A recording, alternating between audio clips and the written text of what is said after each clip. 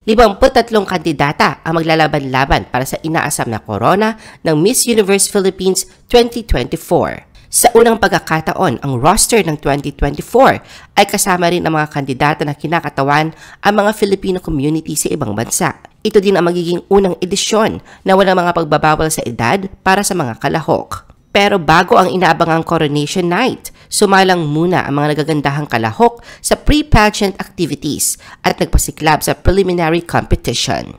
Narito ang mga detalye.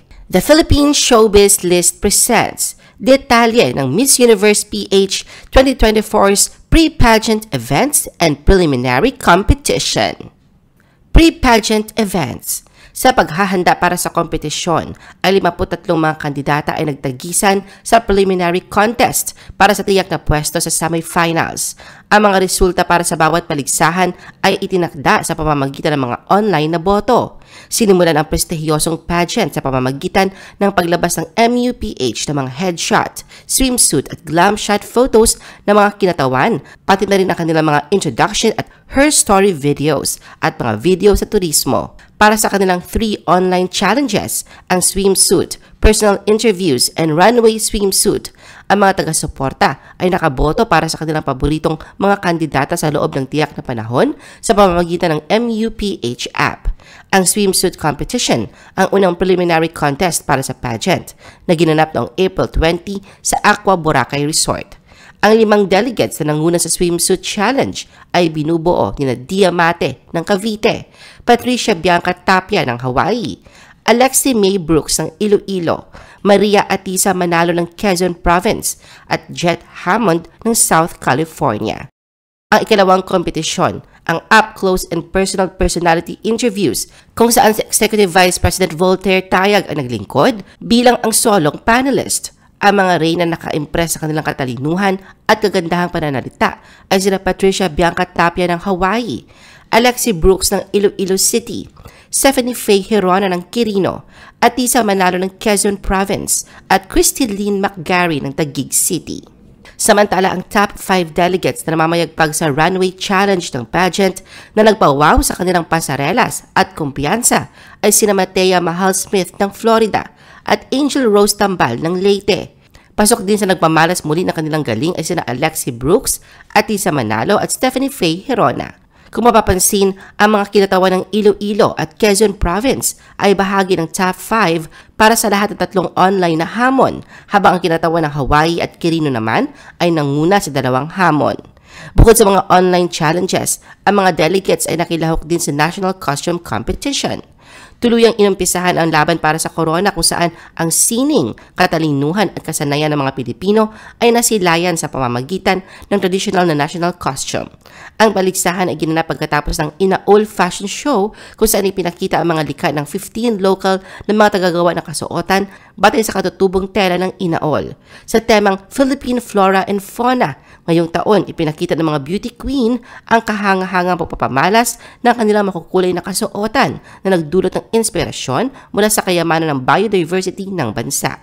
Ginanap ito sa Sultan Kudarat Provincial Capital Gym noong April 28, 2024 kung saan ay nagsilbing host si Miss Universe 2022 R. Bonnie Gabriel at ang aktor na si Marco Gumabaw. Ang mga nangungunang 3 nanalo na tumanggap ng 100,000 pesos na cash, bawat isa ay sina Alexi Brooks ng Iloilo, Jet Hammond ng Southern California at Tamara Ushir ng Tacloban. Ang kinatawan ng Southern California ay nangibabaw at gumawa ng stunning entrance habang naglalakad sa costume-inspired sa UNESCO, ang declared heritage site ng Tubataha Reef. Ang kasuotan ay may magarbong tekstura na nagpapaalala sa mga anyong korales na maingat na ginawa gamit ang magandang beadwork at manipulasyon ng tela. Ayon kay Jet, na ang kanyang kasuotan ay isang panawagan upang pangalagaan ang mga ecosystem ng karagatan ng bansa.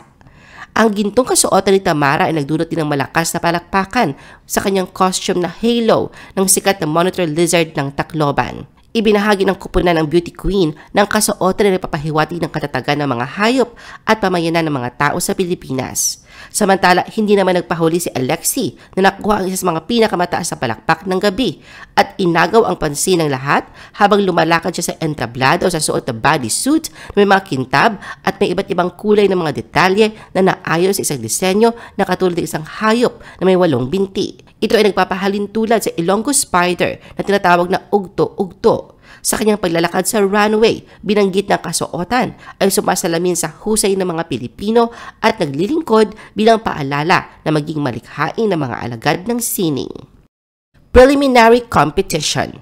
Sa nalalapit na Coronation Night, hindi na nga nagpaawat ang mga kandidata sa pagpapakitang gilas sa ginanap na preliminary competition noong May 19, 2024. Ang disenyo ng entablado sa Fiesta Pavilion ng The Manila Hotel sa Ermita, Maynila ay kumikislap sa ginto kung saan mayroong mga LED walls mula sa sahig hanggang sa kisame at isang hugis V na entablado para sa mga kandidata upang ipamalas ang kanilang mga kasanayan sa pasarela. Ang naturang kompetisyon ay preview sa kung ano ang mangyayari sa finals night at ito rin ang pinaka-importanting bahagi ng pageant. Huhusgahan ng members sa selection committee ang 53 na kandidata na rarampa sa swimsuit at evening gown categories. Ang mga beauty queen na makakakuha ng highest score sa naturang preliminary competition ay automatic na mag-move forward sa semi-final round. Makakasama rin sa semi-finalist ang top winners sa iba't ibang challenges, kabilang na riyan ang swimwear, runway interview at casting reel. Dito na kailangang tumodo ang mga kandidata para mapansin ang mga horado at umabante sa final round ng labanan.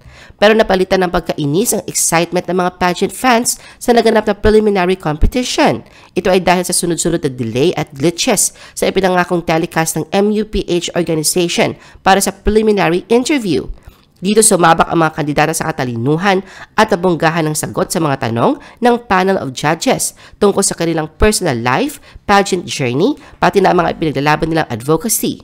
Sinagot din nila ang tanong na why they deserve to be the next Miss Universe Philippines. Bigla namang naputol ang live stream, kaya maraming pageant fans ang nagreklamo, kasabay pa ng sound quality ng telecast, kaya hirap silang maintindihan ang sagot ng mga candidates. Bukod dito, kinwestiyon din nila kung bakit nakaset sa private ang video ng preliminary competition. Maraming tagahanga ng pageant ang nagalit sa biglang pagbabago dahil ang preliminary competition para sa mga naunang edisyon ay pinalabas ng live. Sa isang post sa social media, humingi naman ng paumanhin ng organisasyon at nagpaliwanag sa kanilang naranasan na ilang technical difficulties na nagdulot ng pagkaantala sa pagpapalabas ng mga video ng preliminary interview. Ganun pa man, kahit may mga pagkaantala sa telecast, pinabilib ng mga kandidata ang pageant fans sa preliminary gala night. Ang gala night, particular na dapat sana ipalabas noong Lunes, May 20, 6 p.m. Ngunit dahil sa mga technical na suliranin, inilabas ng Empire.ph ang halos 3 oras na video bandang 1:00 na ng umaga ng Martes, May 21. Bagamat may mga pagkukulang mula sa mga tagapag-organisa ng pageant, ibinigay ng mga kandidata ang lahat sa huling bahagi ng kompetisyon habang sila ay sumali sa preliminary swimsuit at evening gown competitions. Katunayan, uminit agad ang stage sa pagrampa ng mga beauty queen kung saan ay napakita ang mga ito ng kanilang toned physiques habang sila ay naglalakad na may purple at lilac swimwear na may kasamang sheer cover-ups. Pagkatapos ipinamalas nila kanilang pasarela at individual na estilo sa mga evening gown habang sila nakasuot ng mga kasuotan mula sa mga kilalang Filipino designers. Tila handang-handa namang iuwi ng kinatawan ng Quezon Province ang corona. Katunayan, tagumpay ang pageant veteran na si Atisa Manalo sapagkat siya ay nag-uwi ng 8 espesyal na parangal mula sa mga sponsor ng Patimpalak ngayong taon. Siyang itinanghal bilang Miss Smiley, Miss Fairy Skin, Miss Great Lengths Icor Plus, Miss Hello Glow, Miss Danielito's Home Kitchen, Miss Queen of Hearts Sleepwear, at Miss Aqua Boracay. Isa din si Atisa sa 3 Miss Zonrock Scholar Safe kasama sina Victoria Velasquez Vincent ng Bacoor City at Alexie Brooks ng Iloilo City na parehong nag-uwi rin ng maraming espesyal na parangal. Si Victoria ay nanalong Miss Kemans at Miss Hello Glow Body, habang si Alexie ay naging Miss Boscopan Venus, Face of Avon at kumita ng 300,000 pesos bilang Miss Gel Life. Nakuha naman ni Christy Lynn McGarry ng Taguig City ang Miss Soen, Miss Jewelmer at Miss Wuling. Samantalang ang kanyang kababayan at kalahok sa Binibining Pilipinas noong 2014 na si Christopher Johnson mula sa Cebu ay itinanghal bilang Icon Doll ng The Icon Clinic. Ang bagong mukha sa national pageant at isa pang paborito ng mga tagahanga na si Tara Valencia mula sa Baguio City ay naging Miss Mags at Miss Villa Medica. Si Chelsea Manalo mula sa Bulacan ay naging Miss Jojo Bragais, habang si Dia Mate ng Cavite ay naging Miss Cream Silk. Ilang oras mula ngayon ay isang bagong Miss Universe Philippines ang kokoronahan.